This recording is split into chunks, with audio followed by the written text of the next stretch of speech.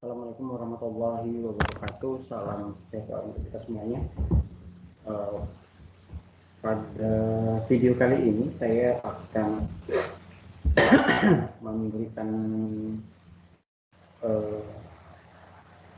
langkah-langkah kepenggunaan pemanfaatan kelas TEMS, ya, kelas TEMS, di mana ketika kita sudah memiliki kelas, lalu bagaimana melakukan kegiatan pembelajarannya. Nah, dalam pemanfaatan kelas ini kita bisa menggunakan dua metode. Yang pertama yaitu sinkron dan asinkronus, ya, sinkron dan asinkronus.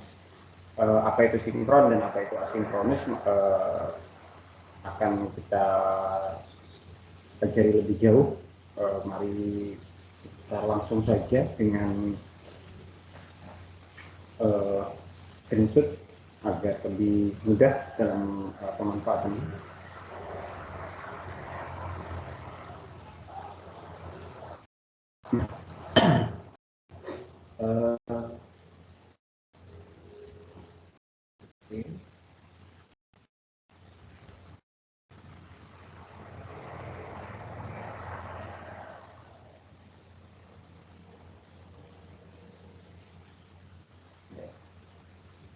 Juga akan aktifkan nah, saya sudah memiliki beberapa kelas, ya, sudah ada beberapa kelas. Salah satunya kelas demo, ada kelas Dimas, ada kelas 11 bahasa. Nah, saya akan menjelaskan tentang kelas sinkronus, ya. Saya akan jelaskan tentang kelas sinkronus. Saya akan buka kelasnya di 11 bahasa.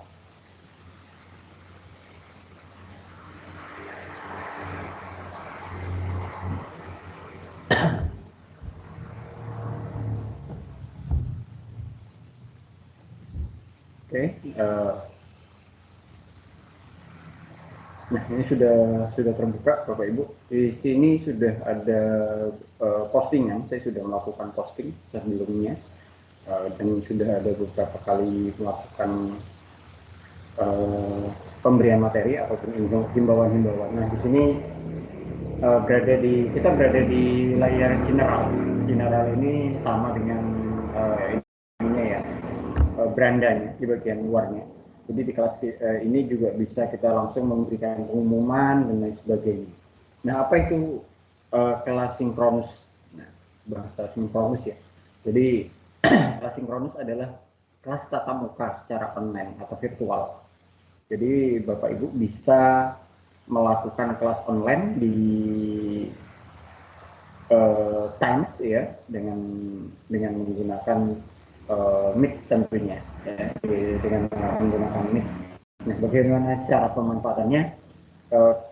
Kelas sinkronus ini cara yang pertama yaitu ketika Bapak Ibu ingin melakukan meeting secara langsung. Jadi hari ini langsung mau melakukan pembelajaran, maka Bapak Ibu bisa langsung ambil Meet di sini, ya. Klik Meet.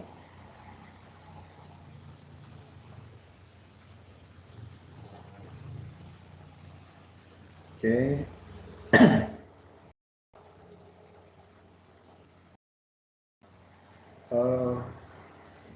Cepat atau lambatnya ini tergantung dari kecepatan internet di wilayah Bapak Ibu, ya. Nah, ini ada new meeting new, dan ada schedule a meeting. Sebenarnya bisa langsung di sini kalau jika ingin langsung meeting. Nah, saya akan ambilkan dari kiri kanannya, saya ambil meeting.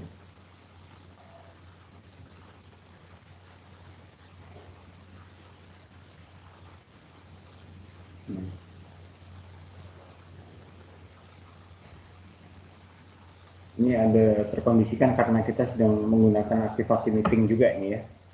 Jadi ketika diambil meeting itu Bapak Ibu akan memiliki oke. We are in problem. Sepertinya ada gangguan di jaringan saya. Nah, ketika Bapak Ibu menggunakan meeting, itu akan langsung tampil, Bapak Ibu akan langsung tampil uh, sebuah kotak dialog, ya, di mana di situ Bapak Ibu bisa langsung masuk ke dalam sebuah room. Nah, seperti ini. Nah, di atasnya Bapak Ibu bisa langsung memberikan judul. Misalnya Bapak Ibu ingin mengajar di kelas 11 bahasa, karena ini kelas 11 bahasa ya, saya buat aja 11 bahasa. Mungkin agar lebih mudahnya saya akan berikan tanggal 31 Agustus 2021. Nah, ini menandakan bahwa kita memang akan langsung membuat meetingnya langsung. Nah, ini sudah muncul di layarnya. Setelah itu Bapak Ibu langsung klik join saja. Ya, begitu klik join, Bapak Ibu sudah bisa langsung mengundang siswa Bapak Ibu dan lain sebagainya. Di situ sudah ada linknya, jadi tidak sulit. Apalagi ini dilakukan di dalam kelas secara otomatis. Siswa yang ada di kelas itu hanya tinggal masuk, tinggal join, dia secara otomatis masuk ke dalam meeting kita. Nah, ini cara pertama untuk melakukan pembelajaran secara sinkron, ya, secara sinkronus, yaitu tatap muka secara virtual, karena ini di masa pandemi ini lebih efektif, ya. Kemudian yang kedua yaitu dengan cara schedule a meeting. Apa itu schedule a meeting? Schedule a meeting yaitu Bapak Ibu melakukan mengagendakan. Contoh, Bapak Ibu tidak hari ini mengajarnya, Bapak Ibu ingin membuat meeting di tanggal 6 misalnya, 6 September, maka Bapak Ibu pilih saja, kembali lagi di tanda panah, ambil schedule a meeting, klik. Ketika kita membuat schedule meeting, Bapak Ibu tinggal menentukan kelas dan lain sebagainya. Itu karena kita berada di kelas bahasa ya, tadi sudah saya lihat bahwa kita berada di kelas bahasa, jadi tidak begitu, kita akan berpatokan ke kelas tersebut. Oke. Oh, sorry. Saya ambil schedule a meeting. Nah, muncul seperti ini. Timesnya sudah jelas, Bangkok, Hawaii, Jakarta. Secara otomatis waktunya itu sudah sesuai dengan WIB. Nah, respon option request registration-nya non, artinya tidak perlu registrasi mereka. Ini dia. Ini ada for people in your organization. Jadi Bapak Ibu bisa saja membuat meeting ini hanya Bapak Ibu khususkan untuk orang-orang tertentu di organisasi Bapak Ibu, atau untuk for everyone. Jadi sebaiknya sih kalau hanya untuk pembelajaran biasa, Bapak Ibu gunakan nom saja. Jadi mereka tetap bisa datang, masuk dengan akun apa saja, yang penting mereka bisa mengikuti kelas kita. Nah, di sini ada title seperti yang saya bahaskan tadi. Buatlah judulnya. Misalnya saya buat 11 bahasa, agar memudahkan mereka saya buat 6 September.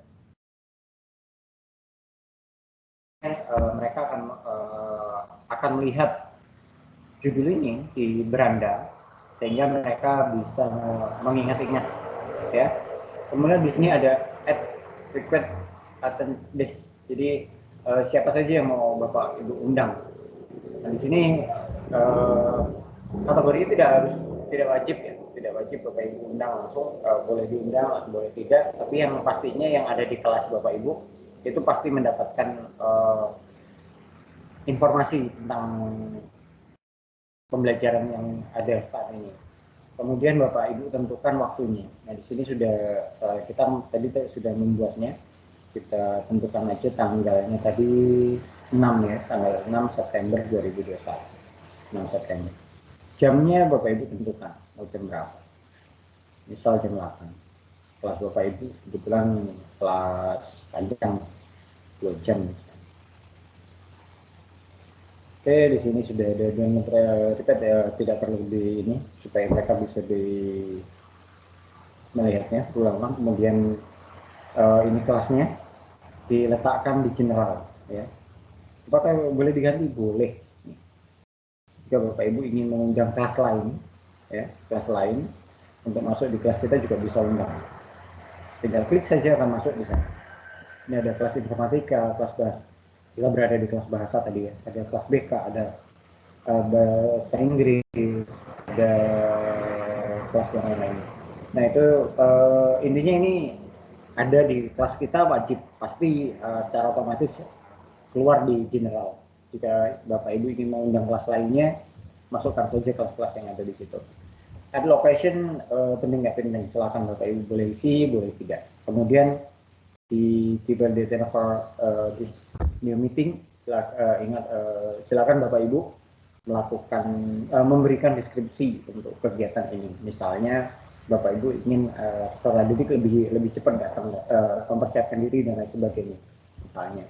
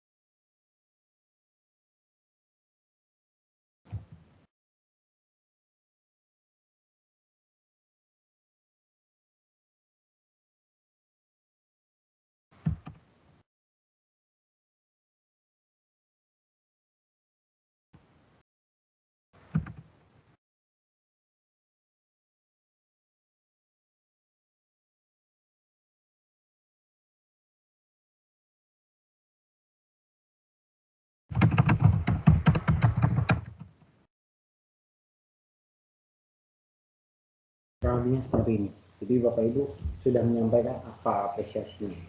Jangan lupa ingatkan kembali untuk tetap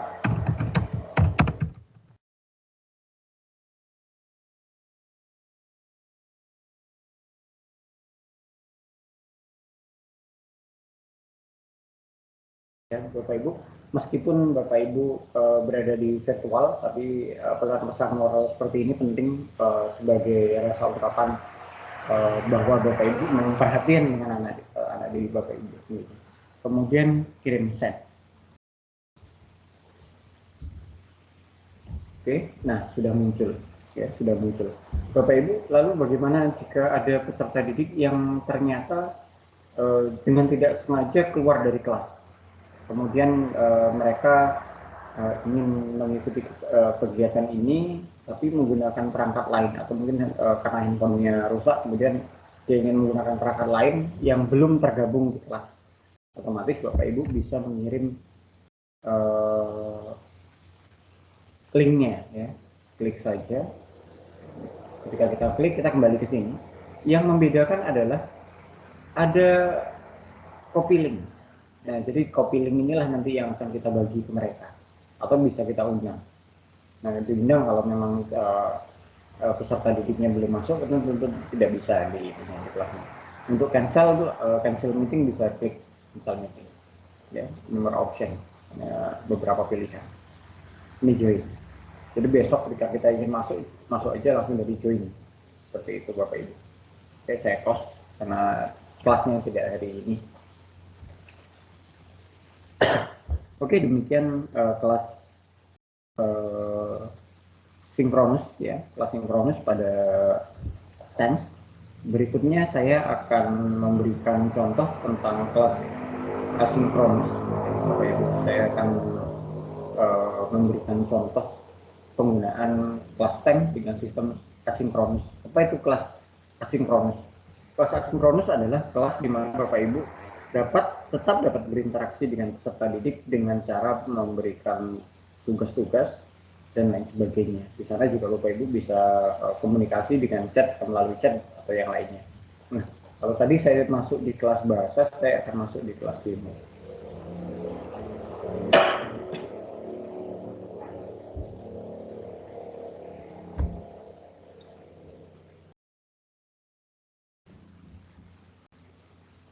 Ya.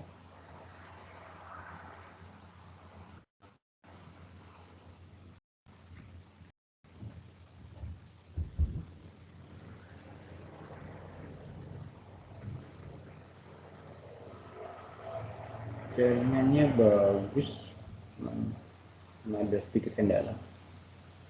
Oke, ya. Saya sudah membuat kelas demo, Bapak Ibu ya. Sudah membuat kelas demo di sini ada general. Karena ini merupakan kelas, ya, Bapak Ibu sebaiknya melakukan pembedahan, ya, memberikan pembeda bagi mereka, ya. Jadi karena ini yang namanya kelas itu kan memiliki banyak mata pelajaran, jadi Bapak Ibu bisa membuat sub channel dulu untuk kelas ini agar kelas ini bisa fokus mereka akan belajar di mana, ya. Saya akan buat subkelasnya add channel, ya.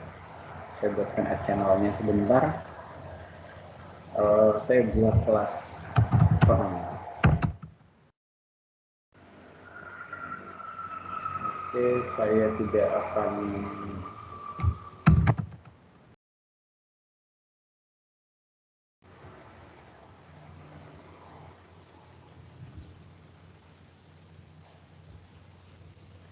saya tidak privat, ya. Saya okekan saja untuk mempermudah dan mempercepatnya. Nah, sebaiknya Bapak Ibu memang sudah harus punya kelas tersebut. Nah, setelah saya buat di sini sudah muncul ekonomi. Jadi disinilah Bapak Ibu bisa melakukan pembelajaran untuk mata pelajaran ekonomi. Ini hanya memfokuskan kelas Bapak Ibu agar peserta didik Bapak Ibu bisa masuk di kelas ini dan mereka bisa memanfaatkannya dengan baik dan tidak bingung ini mata pelajarannya kok gabung-gabung ya. Agar terhindar dari itu, maka Bapak Ibu bisa membuat kelas di masing-masing. Di sini ada tempat postingnya, ini, ya. Kemudian file. Jadi apabila kita meletakkan file dan lain sebagainya bisa ada di sini nantinya. Kemudian juga ada notex, ya, catatan. Itu bisa semuanya ada bisa di situ. Akan muncul nantinya. Oke, saya akan masuk di post terlebih dahulu. Ya, kita akan mulai dengan memberikan mata pelajaran, ya, mata pelajaran ekonomi. Saya ingin coba upload tentang pasar. Jadi caranya Bapak Ibu pilih new conversation. Ya. Bapak Ibu bisa langsung ketik di sini, ya, ketik atau copy paste materi yang Bapak Ibu miliki, atau agar lebih cantik Bapak Ibu bisa pilih yang di format di bagian bawah ini. Seperti yang Bapak Ibu lihat di sini juga ada beberapa menu, ya. Antara lainnya ini untuk teksnya, ya. Jika Bapak Ibu punya lampiran, kemudian ada emoji, ada GIF, ada stiker, ya. Jadi Bapak Ibu bisa melakukan kegiatan-kegiatan seperti itu. Kemudian ada streamnya juga, ya, pemanfaatan stream test sampai ke YouTube. Juga di sini ada Wikipedia Shop, ya. Agar lebih cantik silakan saya akan klik yang ini. Nah, tampilannya akan berubah demikian.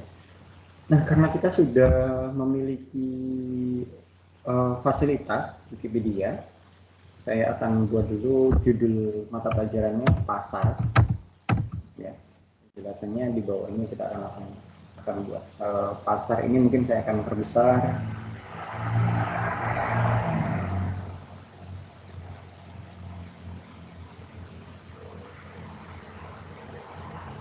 Mulai.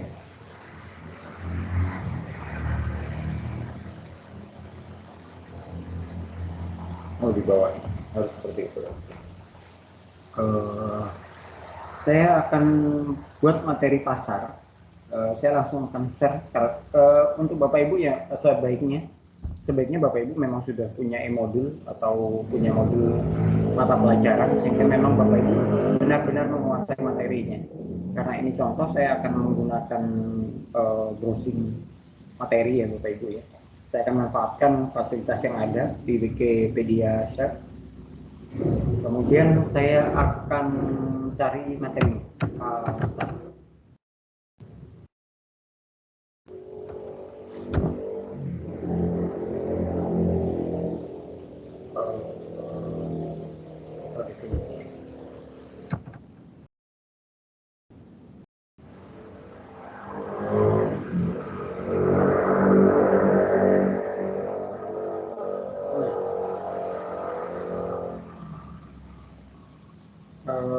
Di sini bisa langsung ya Bapak Ibu ya. Di sini bisa langsung, jadi nanti mereka akan terhubung. Nah, ini cara pemanfaatannya dengan menggunakan Wikipedia. Jadi mereka bisa mencari langsung di bagiannya.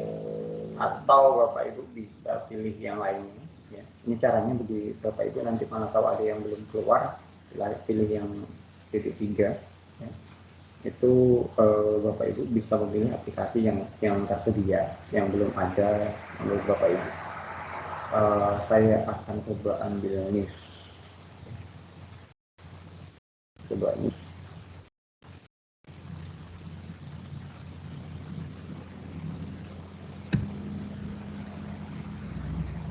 Oh, media. Jadi ya, untuk para peserta pendidik bahwa di sini juga ada materi matematik, ya. Jadi sangat dianjurkan Bapak Ibu menguasai, benar-benar menguasai.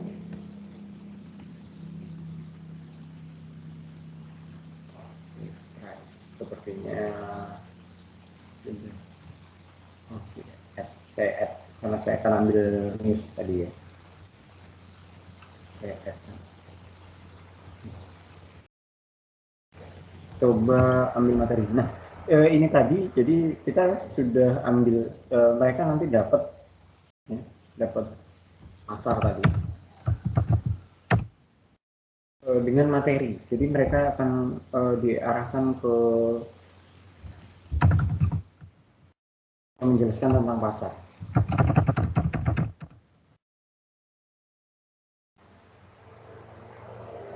Ini tidak ada. Karena tidak ada, saya akan memanfaatkan browsing yang lain. Oke, di sini ada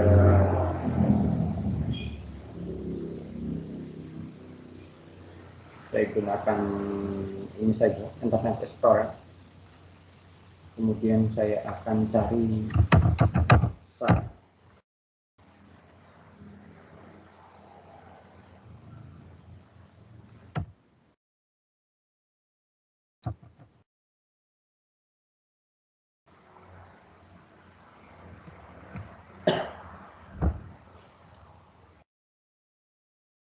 Oh iya,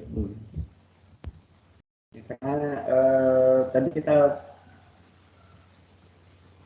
memberikan langsung ya, ke bagiannya. Nah, kali ini kita memang akan melakukan copy paste.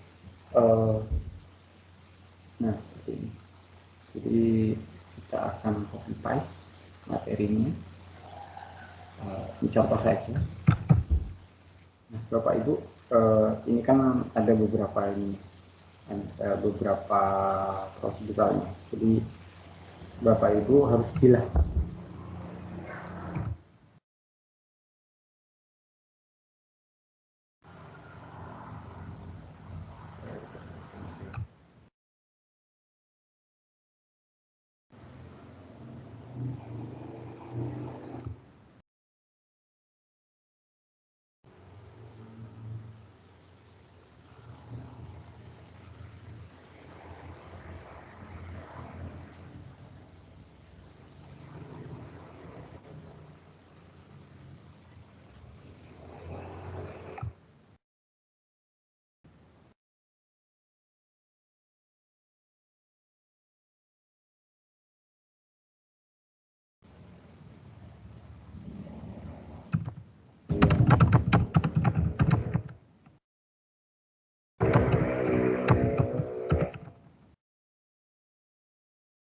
Jadi yang bagian atas itu kita berikan mereka link, ya, kan link langsung ke webnya. Ini tidak harus begini, ini hanya contoh. Bagusnya bagaimana tentu Bapak Ibu lebih memahaminya. Saya kasihkan paragrafnya juga, saya paste langsung di situ. Oke. Untuk perhatikan dan lain sebagainya Bapak Ibu atur saja, di sini sudah lengkap Bapak Ibu ya, sudah lengkap, jadi Bapak Ibu tidak perlu bingung dengan prosesnya.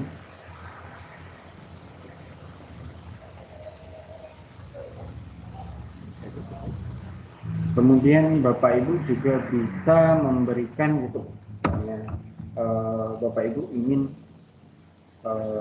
kegiatan pembelajarannya lebih menyenangkan dengan menambahkan input. Kalian membaca.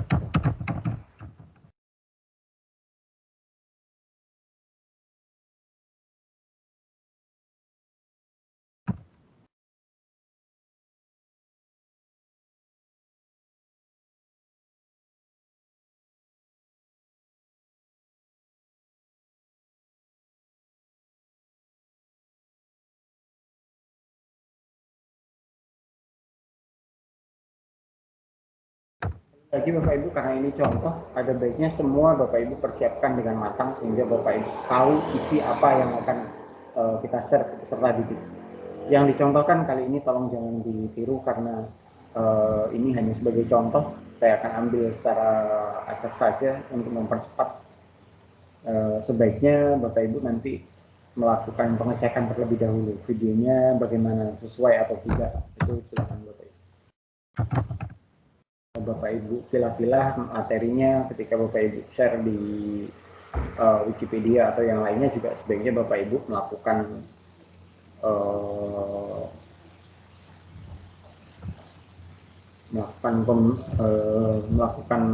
seleksi terlebih dahulu bagaimana dengan materi-materi ini.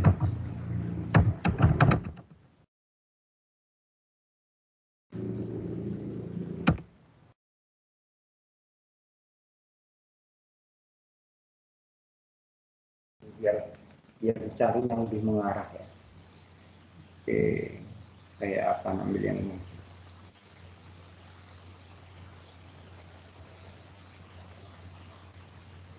Nah, selesai.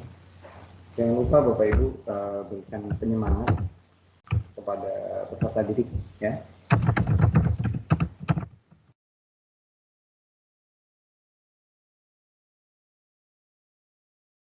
Kasih emoji. Wajibkah kasih emoji? Tidak. Tetap ini adalah suatu penyemangat untuk peserta didik kita.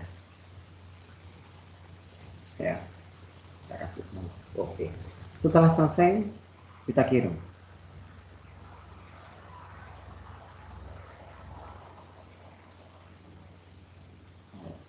Oke. Nah, bisa dilihat Bapak Ibu ya.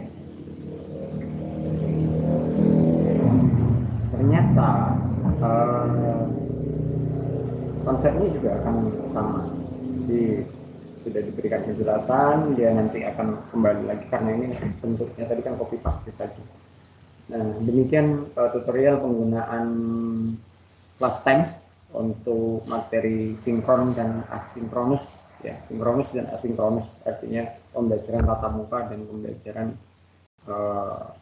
dengan jarak jauh tanpa tatap muka. Selamat mencoba, semoga bermanfaat. Sampai jumpa di video berikutnya. Assalamualaikum warahmatullahi wabarakatuh.